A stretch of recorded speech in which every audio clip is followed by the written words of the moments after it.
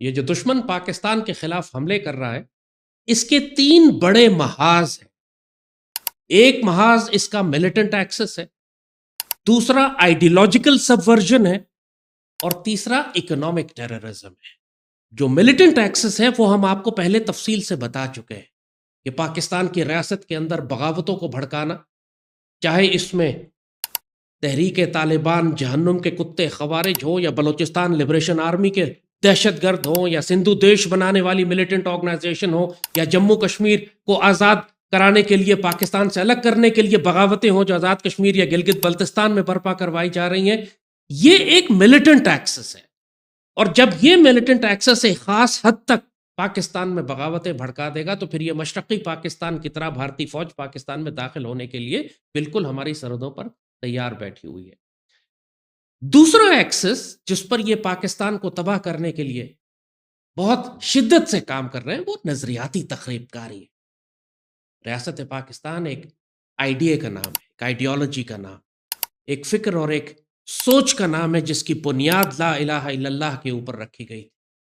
اس ریاست پاکستان کو جب آپ قومیت، صوبائیت، لسانیت اور فرقہ واریت میں تقسیم کر دیتے ہیں، جب آپ نوجوان نسل کو نظریہ پاکستان سے گمراہ کر دیتے ہیں، جب آپ صوبائیت کے نام پر کبھی پختونستان، کبھی بلوچستان، کبھی سندھو دیش، کبھی گریٹر پنجاب کا نعرہ لگاتے ہیں، تو یہ ایک ایسی نظریاتی تخریب کاری ہے کہ جو ریاست پاکستان کی جڑیں کاٹ کر رکھ دیتی ہے۔ اور اس کے علاوہ جو تیسری تخریب کاری جو ریاست پاکستان کے خلاف، اور جس کی وجہ سے یہ نظریاتی تخریب کاری اور یہ عسکری دہشت گردی ریاست پاکستان کے خلاف ہوتی ہے، وہ سب سے بڑی تخریب کاری ہے، اس کو معاشی دہشت گردی آپ کہیں، اکنامک ٹیررزم۔ یہ معاشی دہشت گردی ہے جو جڑی ہوئی ہے نظریاتی تخریب کاری کے ساتھ، اور وہ جڑا ہوا ہے عسکری دہشت گردی کے ساتھ۔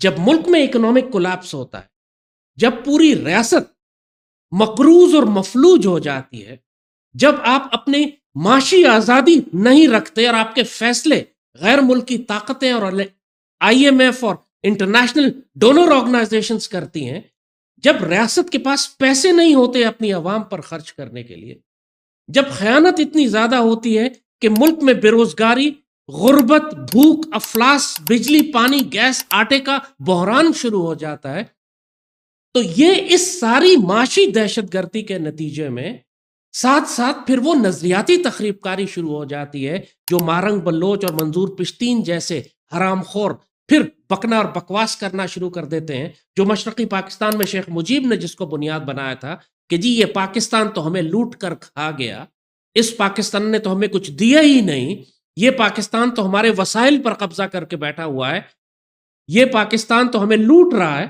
اس پاکستان سے ہماری کیا وابستگی ہے، اس نے ہمیں کچھ دیا ہی نہیں۔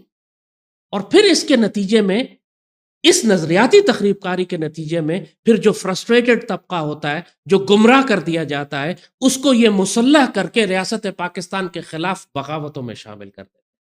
آغاز ہوتا ہے معاشی دہشت گردی سے، ساتھ ساتھ وہ چلتی ہے نظریاتی تخریب کاری، اور وہ تبدیل ہو جاتی ہے عسکری دہشت گردی میں۔ اور جب عسکری دہشت گردی ایک خاص عروج پر پہنچتی ہے تو باہر بیٹھا ہوا دشمن پھر اپنی فوجیں لے کر ملک میں داخل ہو جاتا ہے۔ یہی سب کچھ مشرقی پاکستان میں آپ کے خلاف کیا گیا۔ ظاہر اس وقت مشرقی پاکستان میں کوئی اکنامک کولیپس یا اکنامک کرائسس نہیں تھا، لیکن نظریاتی تخریب کاری بہت سٹرونگ تھی۔ آج ہم اکنامک ٹیررزم پر بات، معاشی دہشت گردی کی، کیونکہ اس وقت ریاست پاکستان کو جو سب سے بڑا خطرہ درپیش ہے وہ ٹی ٹی پی کا نہیں ہے، وہ بی ایل اے کا نہیں ہے، یہ تو چھوٹی چھوٹی انسرجنسیز ہے، اللہ کے فضل سے پاک فوج ان کو ڈیل کر رہی ہے۔ ہمیں جو بہت بڑا خطرہ ہے وہ نظریاتی تخریب کاری کا ہے۔ ریاست پاکستان ہم پروونسز میں تقسیم ہوتے جا رہے ہیں، صوبائیت میں تقسیم ہوتے جا رہے ہیں، لسانیت میں تقسیم ہوتے جا رہے ہیں، تمام سیاسی جماعتیں سیپریٹسٹ ہیں۔ اب کیا کریں؟ 18ویں ترمیم کا مقصد یہ ان کا یہ تھا کہ صوبوں کو مرکز سے زیادہ طاقتور کر دیا جائے اور صوبوں کو ریاست پاکستان سے زیادہ طاقتور کر دیا جائے، تاکہ ایک وقت میں ان صوبوں کو بکھیر کے الگ الگ ملک بنانے میں ان کو آسانی ہو جائے۔ کوئی سندھو دیش بنانا چاہ رہا ہے، کوئی گریٹر بلوچستان بنا رہا ہے، کوئی گریٹر پنجاب بنا رہا ہے۔ گریٹر پنجاب کا مطلب ہے اسمالر پاکستان، کوئی پاکستان انٹرنیشنل ایئر لائن کو پنجاب انٹرنیشنل ایئر لائن بنانا چاہ رہا ہے۔ یہ سارے سیپریٹسٹ ایلیمنٹس ہیں جو بڑی بڑی مین سٹریم پولیٹیکل پارٹیز کے روپ میں اس ملک پر مسلط ہیں، اور یہی سارے وہ آئیڈیالوجیکل سبورجن کرتے ہیں، نظریاتی تخریب کاری کرتے ہیں، جس کے نتیجے میں پھر ملیٹنٹ ایکسس پہ پاکستان کے خلاف انسرجنسیز اور بغاوتیں بلڈ ہوتی ہیں۔ لیکن جیسے کہا، ان سب کا آغاز ہوتا ہے economic terrorism.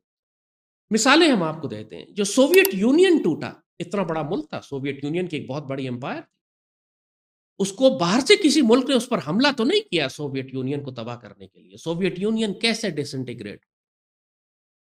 Soviet Union economic collapse کی وجہ سے ڈس انٹیگریٹ۔ اس کے خلاف معاشی دہشت گردی کی گئی، اس پر ایسے لوگ مسلط کیے گئے کہ جنہوں نے کرپشن کے ذریعے، مس مینجمنٹ کے ذریعے، بیڈ گورننس کے ذریعے پوری ریاست کو اتنا کنگال کر دیا، اتنا کھوکھلا کر دیا کہ ریاست کے پاس پیسے ہی نہیں تھے اپنے صوبوں کو سنبھالنے کے۔ نتیجہ یہ ہوا کہ ایک ایک کر کے وہ صوبے الگ ہونا شروع ہو گئے، سارا سینٹرل ایشیا الگ ہوا، سارا ایسٹرن یورپ الگ ہوا، اور آخر میں Soviet empire, U S S R, union of Soviet socialist republics, بکھر کر صرف ایک چھوٹے سے رشین فیڈریشن میں رہ گئے۔ آغاز اکنامک کولیپس سے ہوا۔ جو کولڈ وار کا پیریڈ تھا، اس میں نیٹو نے پوری ایٹمی طاقتیں بنائی ہوئی تھیں سوویت بلاک کے مقابلے پر، لیکن آخر میں سوویت یونین تباہ ہوا ایک گولی چلائے بغیر۔ یعنی ایک گولی، یورپ نے کوئی گولی نہیں چلائی، گولیاں چلی اس کے خلاف، لیکن وہ افغانستان کی جنگ نے سوویت یونین کو اس طرح تباہ کیا کہ 10 سال وہ جو سب کچھ اپنا جھونکتے رہے افغانستان میں اس جنگ کو جیتنے کے لیے، کہ جو اللہ کے فضل سے پاکستان یہاں پر افغان مجاہدین کے ساتھ ان کی پشت پر کھڑا ہو کر سوویت یونین کو تباہ کر رہا تھا، اس کی وجہ سے سوویت اکانومی کولیپس کر گئی، اور سوویت یونین افغان جنگ کے خاتمے کے بعد بکھر کر الگ الگ ہو۔ دوسری مثال ہم آپ کو دیتے ہیں خلافت عثمانیہ۔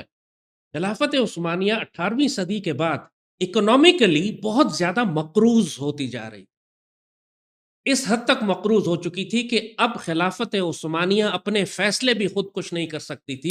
اس وقت کے جو بڑے بڑے منی لینڈرز تھے، اس وقت کے جو بڑے بڑے بینکرز تھے، یعنی اس وقت کے جو آئی ایم ایف تھے، وہ شرائط طے کرتے تھے کہ خلافت عثمانیہ کون کون سے ٹیکسز لگائے گی، کن لوگوں پر ٹیکس لگائے جائیں گے، کہاں پر سود دیا جائے گا، ریاست کیسے چلائی جائے گی، کون سے لوگ کہاں اپوائنٹ کیے جائیں گے۔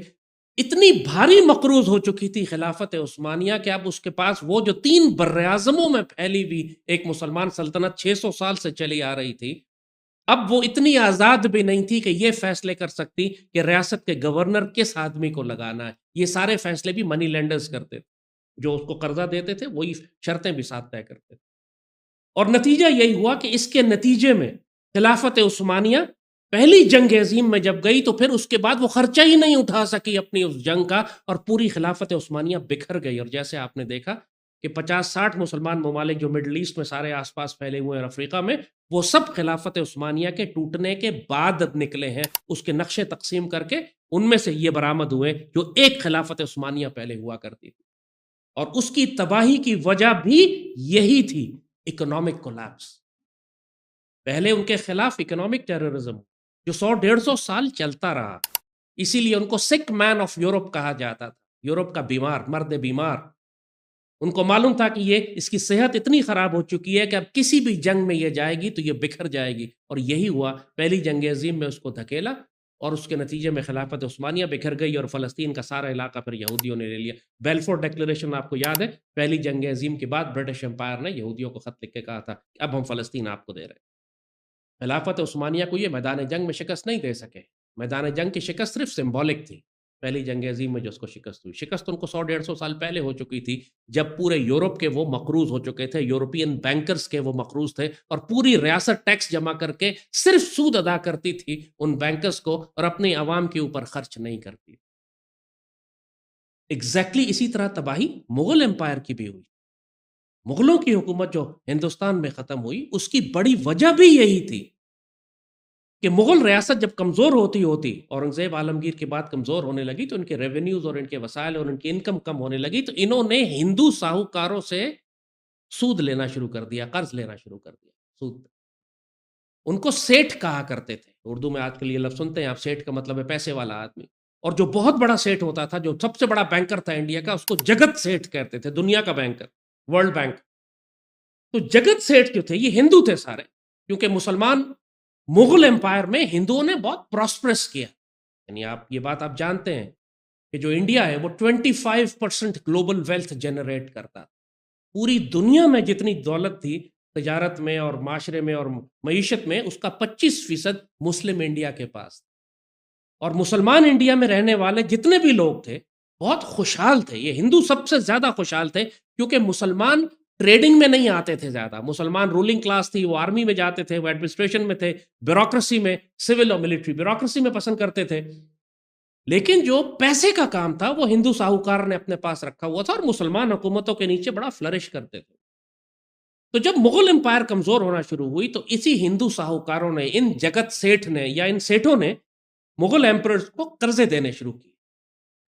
اور جس طرح انگریز بڑھتے جا رہے تھے ہندوستان میں، مغل ریاست کو اپنے آپ کو قائم رکھنے کے لیے ان سیٹھوں سے قرضہ لینا پڑتا تھا. اور پھر یہ سیٹھ ڈیسائیڈ کرتے تھے کہ کتنا سود ہوگا اور کتنا سود دینا ہوگا. نتیجتاً جو کنٹرول تھا مغلوں کا، مغل بادشاہوں کا اپنی ریاست پر، جو ٹیکسز وہ لگاتے تھے جو پہلے لے کر ریاست کی ویلفیئر پر استعمال کرتے تھے، وہ سود کی ادائیگی میں جانے لگا. اور عوام فرسٹریٹڈ ہوتے گئے، مزید غصے میں آتے گئے. نتیجتاً جب ایسٹ انڈیا کمپنی آئی تو اس نے جو خریدنے شروع کیے علاقے، پہلے کنسیشنز لینا شروع کی کہ آپ ہمیں یہ علاقہ دے دیں، ہم آپ کو اس کے اتنے پیسے دیں گے، یہ علاقہ ہمارے پاس آئے گا، اس کی تجارت ہم کریں گے، یہاں سے جو کراپس نکلیں گے وہ ہم اپنے ساتھ لے کے جائیں گے. مگر الٹیمیٹلی یہ کیا ایسٹ انڈیا کمپنی نے کہ اس نے ان ہندو سیٹھوں سے بات کی کہ آپ مغل امپائر کو قرضہ دینا بند کر دیں، آپ قرضہ ہمیں دیں، ہم زیادہ سود پر آپ کو پیسے واپس کریں گے. سو جو ورلڈ بینکرز تھے اس وقت کے، جگت سیٹھ جو اس وقت کے تھے، انہوں نے سائیڈ سوئچ کر لی. پہلے وہ جو فنڈنگ کیا کرتے تھے مغل امپائر کو، انہوں نے ایسٹ انڈیا کمپنی کو فنڈنگ کرنی شروع کر دی. And that was the point of collapse for the Mughal empire. ان کے پاس پیسے ہی نہیں تھے، نہ جنگ آزادی لڑنے کے، نہ اپنی عوام کی ویلفیئر کرنے کے، نہ ان کو کوئی پینشن، نہ کوئی بینیفٹس، کوئی میڈیکل دینے کے، نہ تعلیم دینے کے. نتیجہ یہ ہوا کہ جب جنگ آزادی برپا بھی ہوئی تو ہندوستان کے اکثر لوگوں نے مغل بادشاہ کا ساتھ نہیں دیا کہ ریاست نے ہمیں دیا کیا. سیم پروپیگنڈا کہ ریاست نے تمہیں کچھ نہیں دیا لہذا ریاست کو تباہ کر. یہ 2-3 مثالیں صرف ہم نے آپ کو دی، سوویت امپائر کی اور 2 مسلمان امپائرز، آٹومن امپائر اور مغل امپائر. ان سب کی تباہی اصل میں جو برپا ہوئی وہ ملٹری میں، تو فائنل وہ ڈیفیٹ جو تھی، ملٹری ڈیفیٹ جو فرسٹ ورلڈ وار کے بعد خلافت عثمانیہ کی ہوئی، یا سوویت یونین کی افغانستان میں ہوئی، یا مغلوں کی 1857 کی جنگ آزادی کے بعد ہوئی، وہ صرف ایک سمبولک جیسچر تھا. اصل میں وہ پوری ریاست بیمار ہو چکی تھی 150 سال پہلے ہی. اتنی بیمار ہو چکی تھی کہ اس کے پاس مزید اب زندہ رہنے کے لیے کوئی آکسیجن ہی نہیں تھی. جو فائنینشیل آکسیجن ہے اس کے پاس وہ ریسورسز ہی نہیں تھے کہ وہ اپنا خرچہ خود اٹھا سکتے. تو ریاستوں کو تباہ کرنے کے لیے آج کے دور میں جو سب سے طاقتور ہتھیار استعمال کیا جاتا ہے وہ اکنامک ٹیررزم.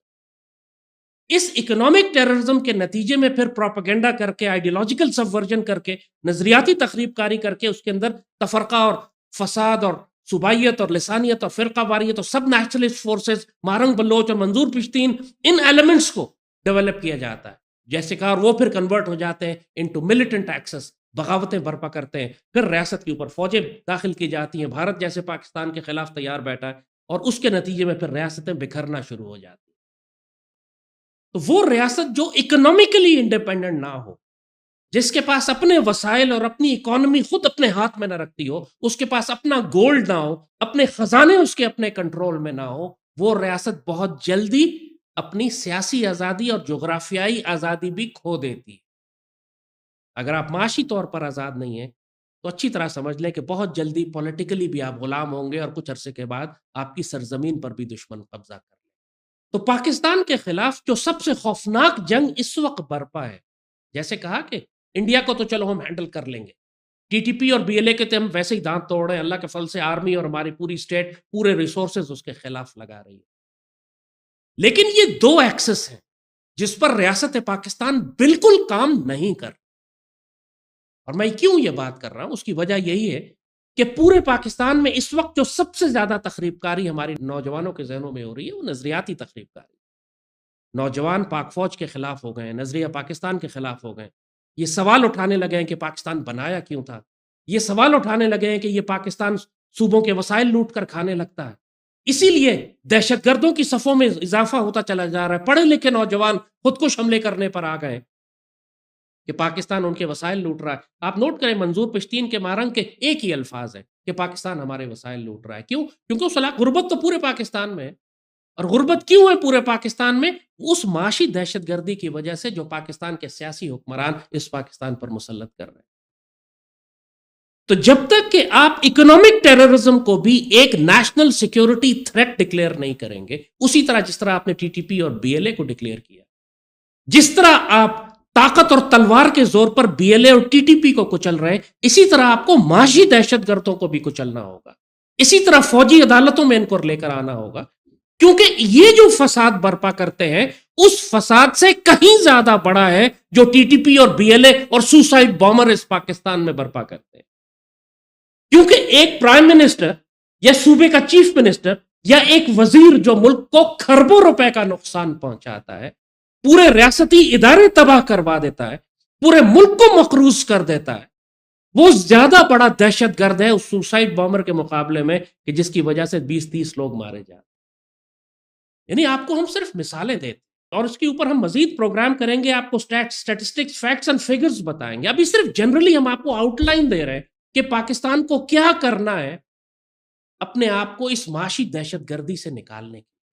پاکستان کی ریاست اور خاص طور پر مسلح افواج کو یہ بات سمجھنی ہوگی کہ اگر آپ نے معاشی دہشت گردوں کو سولی نہ چڑھایا، اگر آپ نے ان کے ساتھ وہی سلوک نہ کیا جو آپ ٹی ٹی پی اور بی ایل اے کے دہشت گردوں کے ساتھ کرتے ہیں، اگر آپ نے اللہ کا حکم نافذ نہ کیا ان معاشی دہشت گردوں کے اوپر، تو پھر آپ چاہے کتنی بڑی ایٹمی طاقت کیوں نہ بن جائیں سوویت یونین کی طرح، یا کتنی بڑی وسیع امپائر نہ بن جائیں خلافت عثمانیہ کی طرح، آپ کے لیے ناممکن ہو جائے گا اس پاک سرزمین کی سیاست اور اس کے جغرافیے کا دفاع کرنا۔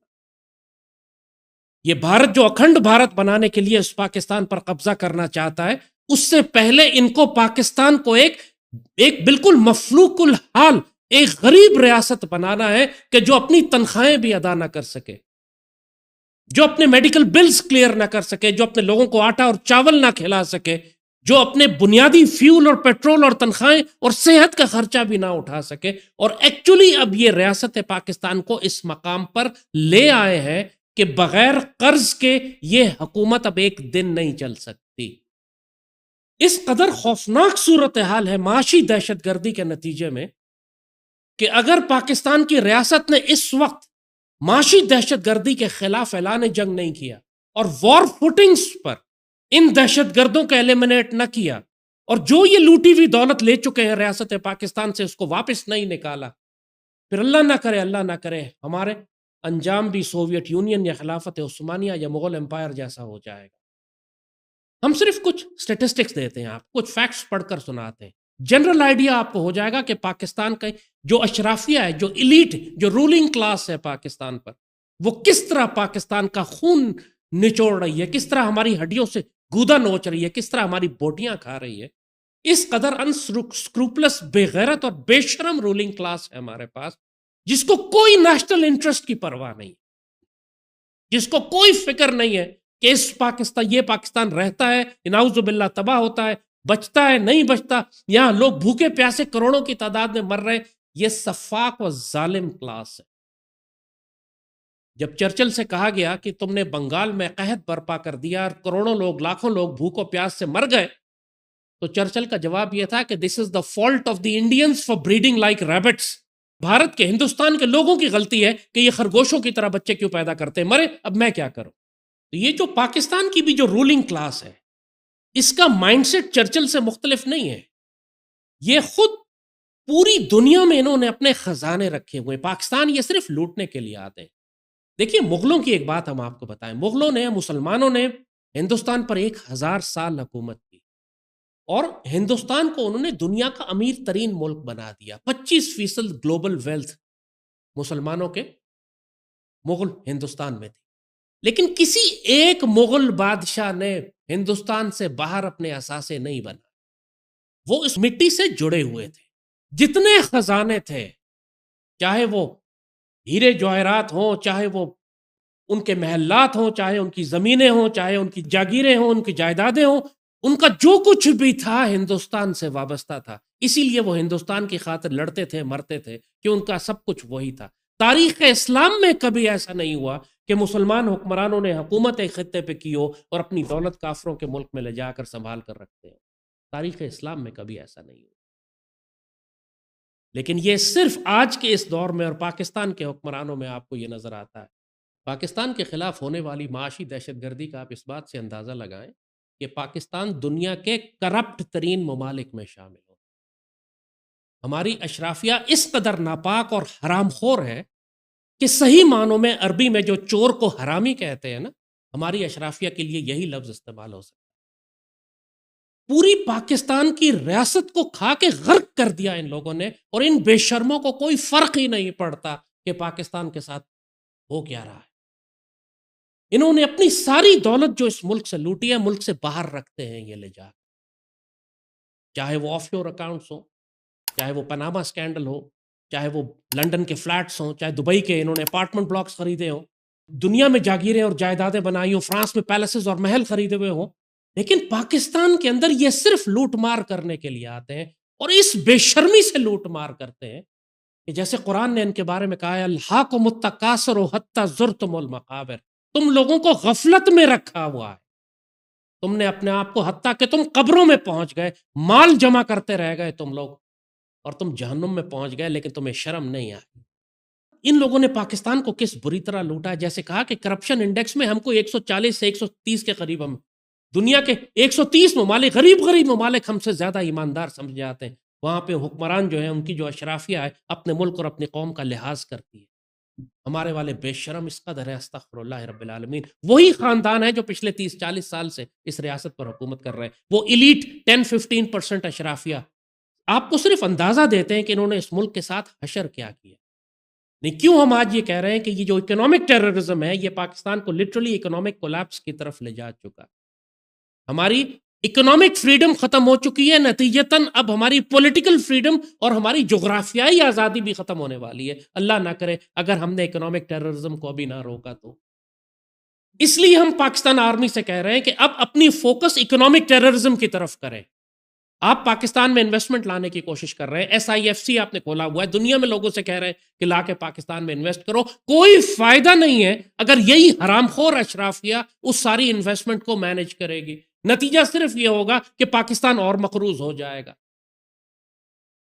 صرف سٹیٹس دیکھیں آپ ذرا، چند ایک سٹیٹسٹکس ہم آپ کو دیتے ہیں. زیادہ تفصیل ظاہر ہے اس کے اوپر پورا بیٹھ کے ایک تھنک ٹینکس بنا کے بیٹھ کے ہم نے بات کر لی ہے کہ کس طریقے سے پاکستانی ریاست کو اس ہم اکنامک کولیپس سے نکالے. لیکن کچھ فنڈامنٹل پیرامیٹرز جو حالت اس وقت ہو چکی ہے اور پھر کیا کرنا ہے وہ ہم آپ کو بتاتے ہیں. اس وقت پاکستان پر انہوں نے جو قرضہ چڑھا دیا ہے وہ $220 ارب کا ہے. استغفر اللہ. دیکھیں ملک میں کہیں آپ کو نظر آ رہا ہے $220 ارب لگے ہوئے؟ نہیں، ہمارے کئی سال کا بجٹ انہوں نے قرضہ چڑھا دیا ہے ریاست پاکستان کے اوپر. $90 ارب کے قریب انٹرنل ڈیٹ ہے، $130 ارب ان کا فورن ڈیٹ ہے، IMF کا، ورلڈ بینک کا، چائنا کا، باہر کے ملکوں کا، جو ڈیسائیڈ کرتے ہیں کہ اب ریاست پاکستان کیا کرے گی کیونکہ آپ ان کے مقروض ہیں. جو سرکولر ڈیٹ ہے، سرکولر ڈیٹ وہ جو انہوں نے IPPs کو، سب سے بڑا سکینڈل جو اس وقت پاکستان کی تاریخ کا اکنامک سکینڈل ہے، جو چند بڑی کمپنیز ہیں، 22-23 خاندان ہیں جنہوں نے پرائیویٹ پاور پلانٹس لگائے ہوئے ہیں، اس کا جو سرکولر ڈیٹ ہے، جو قرضہ ہے جو چڑھتا رہتا ہے پاکستان کے اوپر ہر تھوڑی دیر کے بعد، چونکہ ایگریمنٹس اتنے فراڈولنٹ ہیں، ایک فراڈ ایگریمنٹس کے ذریعے جو انہوں نے ریاست پاکستان کو ہائی جیک کیا ہوا ہے، $2.6 ٹریلین کا سرکولر ڈیٹ اس وقت پاکستان پر چڑھا ہوا ہے. ایک 100 ارب آپ جانتے ہیں، 500 ارب جانتے ہیں، 1000 ارب جانتے ہیں، یہ 2500 ارب روپے سے بھی زیادہ کا قرضہ ہے جو صرف چند پرائیویٹ کمپنیز نے پاکستان پر چڑھایا ہوا ہے، اس لیے کہ وہ کیپیسٹی پیمنٹ کے نام پر ایک فراڈ پیمنٹ ریاست سے وصول کرتے ہیں۔ اور وہ کیا ہے وہ آپ کو بتاتے ہیں۔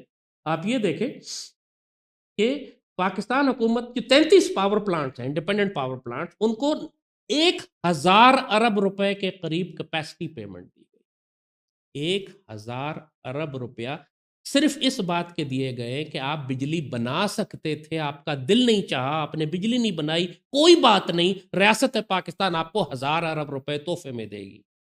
استغفر اللہ رب العالمین۔ اور یہ 1000 ارب کتنے بنتے ہیں، یعنی کتنے ہیں، اس کا امپیکٹ کیا ہو سکتا ہے ریاست پاکستان پہ، اس کا اندازہ اس بات سے لگائیں کہ جو پاکستان کا فیڈرل بورڈ آف ریونیو ہے، جو جس نے ٹیکس جمع کیا ہے پاکستان سے، پورے آپ کی جو پورا خون نچوڑ لیا پوری قوم، آپ موبائل فون کا کارڈ بھی ڈالتے ہیں اور سبزی بھی خریدتے ہیں اور بچے کا دودھ بھی خریدتے ہیں، اور ایک اپنے لیے صبح ناشتے کے لیے آپ چائے کا بھی ایک پیکٹ خریدتے ہیں، جو اس پہ ٹیکس آپ پے کرتے ہیں۔ پوری پاکستانی قوم جو خون نچوڑ کے ٹیکس پے کر رہی ہے، وہ تقریباً 9.2 ٹریلین یعنی تقریباً 9000 ارب یا 10,000 ارب کے قریب پاکستانی قوم کا خون نچوڑ کر یہ ٹیکس جمع کیا جاتا ہے۔ 10,000 ارب روپیہ پاکستانی قوم کا خون نچوڑ کر ٹیکس جمع کیا جاتا ہے، اس میں سے 2500 ارب روپیہ تو صرف وہ قرضہ چڑھا دیا گیا پاکستان کے اوپر جو سرکولر ڈیٹ کے نام کے اوپر ہے، اور اس میں سے 1000 ارب روپیہ تو صرف تحفے میں دے دیا گیا ان 23 انڈیپینڈنٹ پاور پلانٹس کو کہ جو پاکستان کی اشرافیہ چلا رہی ہے، رولنگ کلاس جو پاکستان کی چلا رہی ہے، صرف ان کو تحفے میں، لہذا پوری قوم کا جو خون نچوڑ کے ایف بی آر نے پیسے جمع کیے، اس میں سے 10% اس کا تو صرف ان آئی پی پیز کو کیپیسٹی پیمنٹ میں تحفہ دے دیا گیا۔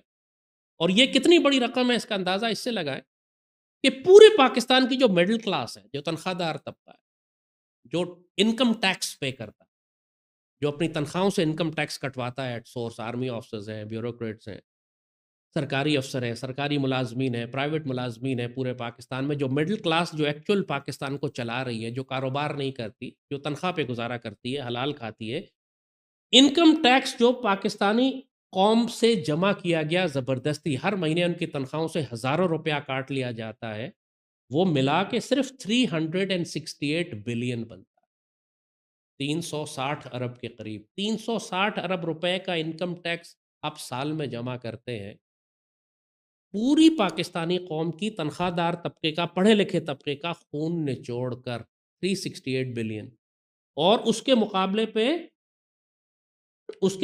پر آپ نے تقریباً 1000 ارب یعنی جتنا انکم ٹیکس جمع کیا ہے اس سے 3 گنا زیادہ آپ نے صرف تحفے میں دے دیا کیپیسٹی پیمنٹ پر آئی پی پیز کے ان چند خاندانوں کو، 20-15 خاندانوں کو، کہ جنہوں نے یہ حرام ایگریمنٹس کر کے پوری ریاست کو یرغمال بنایا ہوا ہے، جن کی وجہ سے بجلی آپ کو 60 روپے یونٹ ملتی ہے۔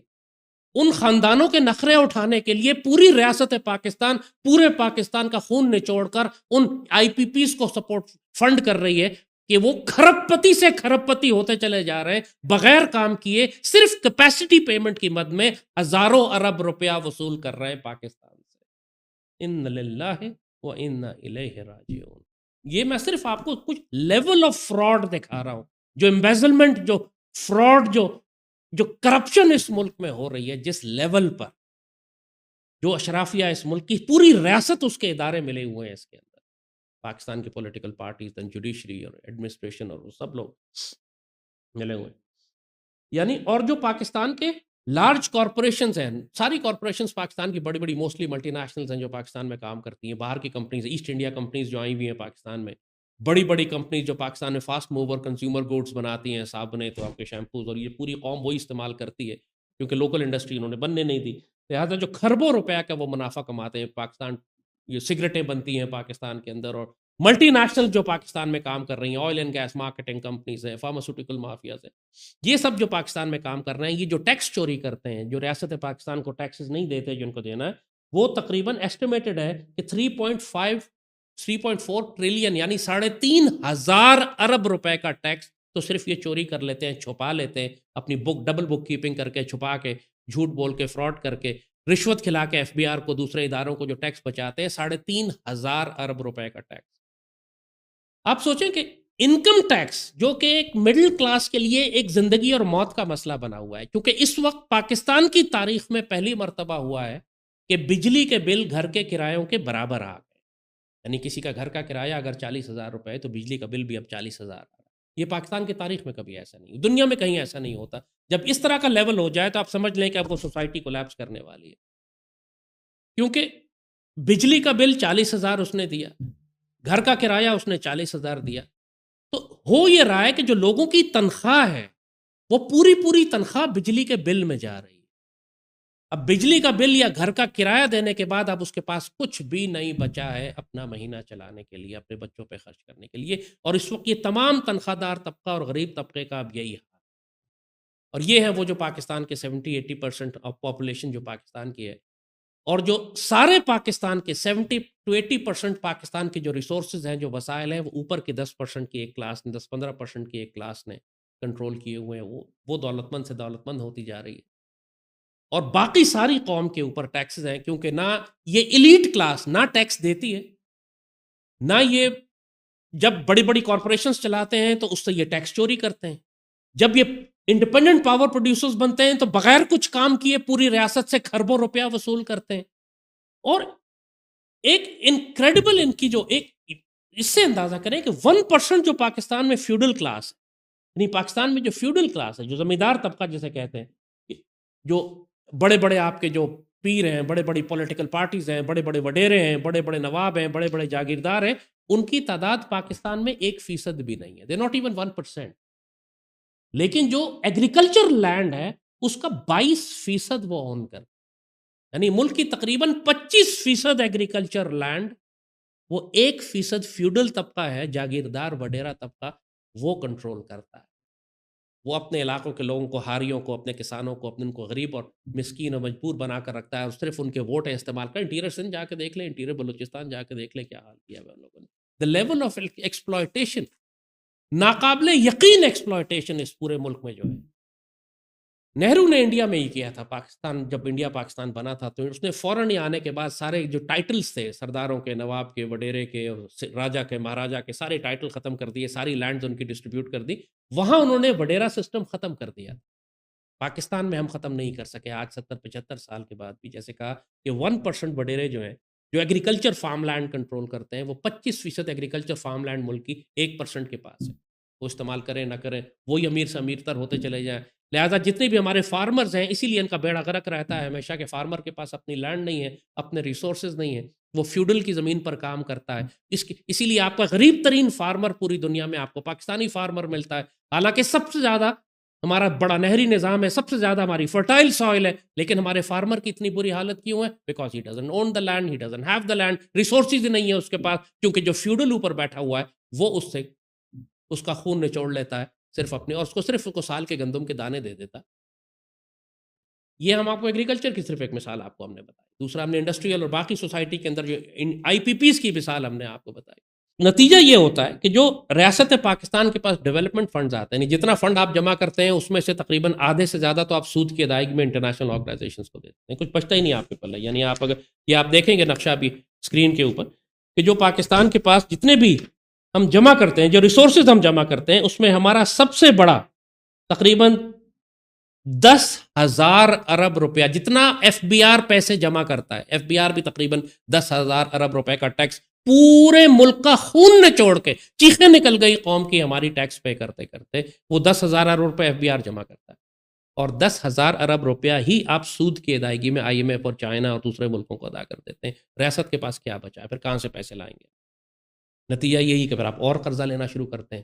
اس لیے یہ قرضے بڑھتے چلے جاتے ہیں آپ کے اوپر، اور بڑھتے چلے جاتے ہیں، اور اب ایک ایسی سٹیج پہ آ چکے ہیں کہ آپ ریاست پاکستان اب اپنی معاشی آزادی کھو چکی ہے. اب یہ باہر کی طاقتیں ڈیسائیڈ کرتی ہیں کہ آپ کے آئی ایم ایف کا گورنر، آپ کے اسٹیٹ بینک کا گورنر کون ہوگا، آپ کے ملک کے اندر پالیسیز کیا بنیں گی، آپ کے بچے کون سا دودھ پئیں گے، آپ پیٹرول کی قیمت کتنی ہوگی، آپ پر گیس کا ٹیرف کتنا لگے گا، بجلی کے بل کتنے آئیں گے، بجلی کی یہ سب باتیں بھی اب آئی ایم ایف ڈیسائیڈ کر رہا ہے، حکومت پاکستان نہیں کر رہی. آپ اپنی مرضی سے اتنا فیصلہ بھی نہیں کر سکتے کہ ہم اپنے لوگوں کو کہاں پہ سستی روٹی دے سکیں، کہاں پہ ہم ان کو سستی گندم دے سکیں. آپ کی معاشی آزادی بالکل مکمل طور پر ختم کر دی گئی ہے، صرف اس لیے کہ آپ کے اوپر ایک حرام خور حرامی ٹولہ بیٹھا ہوا ہے جو پورے ملک کو لوٹ رہا ہے، اور یہ احتساب اپنا کبھی کر ہی نہیں سکتے. انہوں نے جب طاقت میں آئے تو پورے نیب کے قوانین تبدیل کر دیے، صرف اس لیے کہ سارے کیسز جو ان کے اوپر تھے وہ معاف کر دی جائیں. یہ NRO لے لیتے ہیں، یہ نیب کے کیسز معاف کروا دیتے ہیں. یعنی اس سے بڑے شرمناک سکینڈل ریاستی سطح پر ممکن نہیں ہے کہ چوروں نے بیٹھ کے پارلیمنٹ میں لاز پاس کر کے نیب کے قوانین تبدیل کروا دیے کہ جو سارے کیسز ان کے اوپر خربوں روپے کے کرپشن کے بنے تھے وہ سارے کے سارے ختم ہو گئے. کرپشن کا صرف لیول کا میں آپ کو ایک دو مثالیں آپ کو دے. میں نے کہا 360 بلین 360 ارب کے قریب تو انکم ٹیکس ہے جو ریاست جمع کرتی ہے خون نچوڑ کے. ملک ریاض کے اوپر جو سپریم کورٹ نے جرمانہ لگایا تھا وہ 460 ارب روپے کا. 460 ارب روپے کا ایک کرپشن کا جرمانہ لگائے ملک ریاض پہ، اور پوری ریاست پاکستان مڈل کلاس اور مزدور طبقہ اور کسانوں اور جو تنخواہ دار طبقہ ہے اس کا خون نچوڑ کے جو جمع کرتی ہے وہ 360 ارب روپے. یعنی آپ ایکچولی یہ جو ملک ریاض سے جرمانہ 460 ارب روپے حکومت لیتی ہے اس کے بدلے آپ پورے ملک کا انکم ٹیکس ایک سال کے لیے معاف کر سکتے ہیں. اتنا پیسہ صرف ایک کیس میں ریاست پاکستان نکلوا سکتی ہے اگر ان سے نکلوا لے. ڈاکٹر عاصم پہ جو کرپشن کے کیس بنے تھے وہ بھی کوئی 400 ارب کے تھے، 400 ساڑھے 400 ارب روپے کا کیس تھا. یعنی پاکستان کے پورے جمع شدہ انکم ٹیکس سے زیادہ کرپشن کا کیس ایک آدمی پر، ڈاکٹر عاصم پر. اب ثابت تو ظاہر ہے عدالتوں میں نہیں ہوا کہیں پہ، کیونکہ ساری عدالتوں کون سا کیس، ایک کرپشن کا کیس پاکستان کی ریاست بتا دیں کہ جو ثابت ہوا اور جس کے اندر. اور انہوں نے پھر لاز بھی ایسے بنائے کہ اگر آپ چلے ثابت بھی کر لیتے ہیں تو آپ اس کا 10%، 15% پلی بارگن کر کے ہمیں دے دیں. یعنی اگر آپ نے 100 ارب روپیہ کرپشن کا ریاست پاکستان کا چوری کیا ہے تو آپ ہمیں 5 ارب 6 ارب 10 ارب ہمیں دے دیں، 90 ارب رکھ لیں اور کیس کلوز کر دیتے ہیں ہم. یعنی اس قسم کے انہوں نے قوانین بنا دیے ہیں کہ اب ممکن ہی نہیں ہے کہ ریاست پاکستان میں کسی حرامی کو فائنینشیل کرپشن پہ، اکنامک ٹیررزم پر سزا سنائی جا سکے. That is the crisis. اب کیا کریں گے؟ اسی لیے اب ہم صاف بہت ڈائریکٹ پاکستان آرمی سے بات کر رہے ہیں کہ آپ کو اکنامک ٹیررزم کے کیسز کو بھی فوجی عدالتوں میں لانا پڑے گا.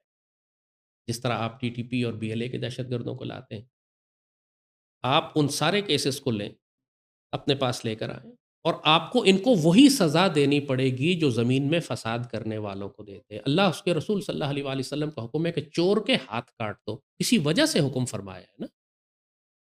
جب یہ حکم ہے قرآن میں اور سنت میں کہ چور کے ہاتھ کاٹ دو، یہ تو معاشی دہشت گردی ہے، یہ تو زمین میں فساد پھیلا جن کی وجہ سے لاکھوں اور کروڑوں لوگ مارے جاتے ہیں، پوری ریاست، اسلامی ریاست تباہ ہونے جا رہی ہے. اس زمین میں فساد پھیلانے کی سزا ہے ہاتھ اور پاؤں مخالف سمتوں سے کاٹ کر ان کو سولی چڑھا دیا جائے. یہ ہاتھ کاٹنے سے بات بہت آگے جائے. آپ اگر یہ اللہ کا حکم نافذ نہیں کریں گے معاشی دہشت گردوں پر تو پھر ریاست پاکستان اللہ نہ کرے یوگوسلاویہ کی طرح، سوویت یونین کی طرح، خلافت عثمانیہ کی طرح، مغلوں کی طرح اس کا وجود بھی خطرے میں پڑ جائے. ریاست پاکستان کو کیا کرنا چاہیے؟ ہم کس طریقے سے اب پاکستان کی اکانومی ٹھیک کر سکتے ہیں، لوٹی بھی دولت نکال سکتے ہیں، IMF اور انٹرنیشنل ڈونرز سے ہم کیسے ڈیل کریں، پاکستان کیا طریقے استعمال کرے کہ پاکستان کے اندر جو خزانے موجود ہیں ہم ان کو استعمال کریں. اللہ نے دنیا کا امیر ترین ملک پاکستان کو بنایا. کون سا خزانہ ہے جو ہمارے پاس نہیں ہے؟ 220 ارب ڈالر کا انہوں نے قرض چڑھا دیا ہے پاکستان کے اوپر. صرف تھر کا کوئلہ اس کی جو ورتھ ہے، اس کی جو قیمت ہے وہ 2000 ارب ڈالر سے زیادہ، 2 ٹریلین 3 ٹریلین ڈالر سے زیادہ، بلکہ میں سٹیٹسٹک دیکھتا ہوں شاید اس سے بھی زیادہ، ایک تھر کا کوئلہ. اور اس طرح اللہ نے جو خزانے پاکستان کو دیے، ریکوڈک کا سونا وہ 1000 ارب ڈالر، 1 ٹریلین ڈالر کا سونا اور کاپر وہاں ریکوڈک میں صرف رکھا، جو ہم نے 6 ارب ڈالر کے چکر میں اس میں سے آدھا سونا 500 ارب ڈالر کا سونا اسرائیل کے یہودیوں کو دے دیا عمران نے. استغفر اللہ. اللہ نے جو خزانے ہمیں دیے ہیں ہم اس طرح ان کو اٹھا کے یہودیوں کو اور دشمنوں کو اور چائنیز کو اور غیر ملکی طاقتوں کو فروخت کر رہے ہیں، اور جو ہمارے پاس وسائل ہیں ان کو ہم استعمال نہیں کرتے، کیونکہ جو اشرافیہ ہے اس کا کمیشن اور کک بیک اور کٹس ہوتا ہے، کیونکہ یہ پرلے درجے کی حرامی اشرافیہ جو غیر ملکی طاقتوں کے لیے کام کرتی ہے، جو اپنے سارے وسائل ملک سے باہر رکھتی ہے، کبھی پاکستان کو خوشحال نہیں ہونے دے گی. تو پاکستان آرمی جو SIFC کو آپ لیڈ کر رہے ہیں، ملک کی معیشت کو ٹھیک کرنے کا کام پاک آرمی نے اپنے اوپر اس لیے لیا ہے کہ سیاستدانوں اور عدلیہ سے توقع نہیں کی جا سکتی جس طرح پاکستان کا ایٹمی اور میزائل پروگرام پاکستان آرمی حفاظت کر رہی ہے، پاکستان کے دفاع کے لیے جنگیں پاکستان آرمی کر رہی ہے، اب پاکستان آرمی کو ایک سیریس پلان کے ساتھ اکنامک ٹیررزم کے خلاف بھی کام کرنا ہے. ان کو گرفتار کریں، ان پر مقدمے چلائیں، ان سے لوٹی ہوئی دولت نکالیں، ان کو سولی چڑھائیں، ہاتھ پاؤں مخالف سمتوں سے کاٹیں، اسی طرح سلوک کریں جیسے جہنم کے کتوں کے ساتھ کرتے ہیں. اور وہ سب کیسے کرنا ہے؟ آپ کو کیا کیا کچھ کرنا ہے اس ریاست پاکستان کو اکنامکلی ایک سپر پاور بنانے کے لیے، اور جو تحفے اللہ نے آپ کو دیے ہیں پاکستانی ریاست کو ان کو استعمال کیسے کرنا ہے، یہ انشاءاللہ ہم اگلی قسط میں آپ کو بتائیں گے. لیکن ابھی تک ہم آپ کو جو بتا چکے ہیں اس پہ کریں. Economic terrorism should be the top most priority now. Pakistan میں جو حرام خور حرامی اشرافیہ ہے، اب اس سے لوٹی ہوئی دولت نکال کر ریاست پاکستان کو اکنامکلی معاشی طور پر مستحکم کرنے کا وقت ہے. جس طرح آپ نے ایٹمی طاقت کے ذریعے اس پاکستان کے ڈیفنس کو مضبوط کیا ہے ملٹری سینس میں، اس طرح اس کو اکنامک سینس میں بھی اکنامک سپر پاور بنانے کی ضرورت ہے. That is the only way کہ جب ہم اپنی اس پرومس ڈیسٹنی کو حاصل کر سکیں گے کہ جو اللہ نے دی ہے، ایک غریض، مفلوق الحال، مقروض، دشمنوں کے حکم پر چلنے والا وہ ایسا ملک جس کی اپنی کوئی معاشی آزادی نہ ہو، وہ کسی صورت میں بھی امت مسلمہ کی نہ قیادت کر سکتا ہے نہ اپنی آزادی کا دفاع کر سکتا ہے. معاشی دہشت گردوں کو بھی اب اسی طرح ہاتھ اور پاؤں کاٹ کر سولی چڑھائیں جیسے آپ جہنم کے کتوں کے ساتھ کر رہے ہیں. یہ سب پاکستان کو ٹھیک کیسے کرنا ہے وہ انشاءاللہ ہم آپ کو آئندہ بتائیں. And so the rich were getting rich, but the poor were getting poorer because money was being diverted from health care, education, and other social services, and just basic foods and supplies to pay off the loans. Will sometimes connect to a local equivalent of himself and cut a deal and say, look, I'm going to get paid $10 million for getting this done. I will give you $2 million if you become my local eyes and ears to help me work this out. It is nothing new. It is not rare. It is common.